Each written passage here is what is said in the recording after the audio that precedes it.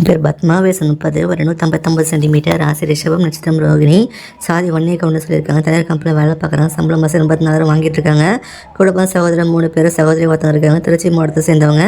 இந்த பெண்ணெல்லாம் பிடிச்சிருந்தாங்க விருப்பத்தை நீங்கள் கமெண்ட்ல சொல்லிடுங்க.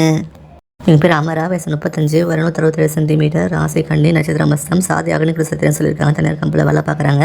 சம்பளம் மாதம் 36,000 வாங்கிட்டு இருக்காங்க. கூட சகோதரர் 2 பேர், சகோதரி யாரும் கிடையாது. திருச்சி மாவட்டத்தை சேர்ந்தவங்க.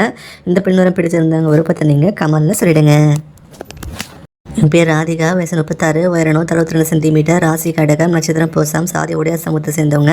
அரசாங்க வேலை பார்க்குறாங்க. சம்பளம் மாதம் 37,000 வாங்கிட்டு இருக்காங்கன்னா. கூட சகோதரர் 3 பேர், சகோதரி ஒருத்தவங்க இருக்காங்க. திருநெல்வேலி மாவட்டத்தை சேர்ந்தவங்க. இந்த பெண் வரம் பிடிச்சிருந்தாங்க விருப்பத்தை நீங்கள் கமெண்ட்ல சொல்லிடுங்க. எங்கள் பேர் புவனேஸ்வரி, வயசு 34, உயரம் 166 சென்டிமீட்டர், ராசி கும்பம், நட்சத்திரம் சதயம், சாதி காடவராய சமூகத்தை சேர்ந்தவங்க. தனியார் கம்பெனியில் வேலை பார்க்குறாங்க. சம்பளம் மாதம் 12,000 வாங்கிட்டு இருக்காங்களா. கூட சகோதரர் ஒருத்தவங்க இருக்காங்க. சகோதரி 2 பேர், திருவண்ணாமலை மாவட்டத்தை சேர்ந்தவங்க. இந்த பெண்ணுடன் பிடிச்சிருந்தாங்க விருப்பத்தை நீங்கள் கமெண்ட்ல சொல்லிடுங்க. எங்கள் பேர் ராஜேஸ்வரி, வயசு 38, ஒரு 156 சென்டிமீட்டர், ராசி மிதனம், நட்சத்திரம் புனர்பூசம், 3ஆம் பாதம், சாதி அக்னி குலசத்திரன்னு சொல்லியிருக்காங்க. அரசாங்க வேலை பார்க்குறாங்க. சம்பளம் மாதம் 50,000 வாங்கிட்டு இருக்காங்க. கூட சகோதர ஒருத்தவங்க இருக்காங்க. சகோதரி யாரும் கிடையாது. மயிலாடுதுறை மாவட்டத்தை சேர்ந்தவங்க. இந்த பெண்ணிடம் பிடிச்சிருந்தாங்க விருப்பத்தை நீங்கள் கமெண்ட்ல சொல்லிடுங்க.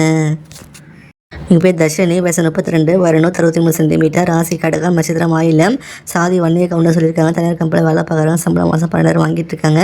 கூட பிறந்தவங்க யாருமே கிடையாது. வீட்டுக்கு ஒரே பொண்ணு சொல்லியிருக்காங்க. திண்டுக்கல் மாவட்டத்தை சேர்ந்தவங்க. இந்த பெண்ணோரம் பிடிச்சிருந்தாங்க விருப்பத்தை நீங்கள் கமெண்ட்ல சொல்லிடுங்க.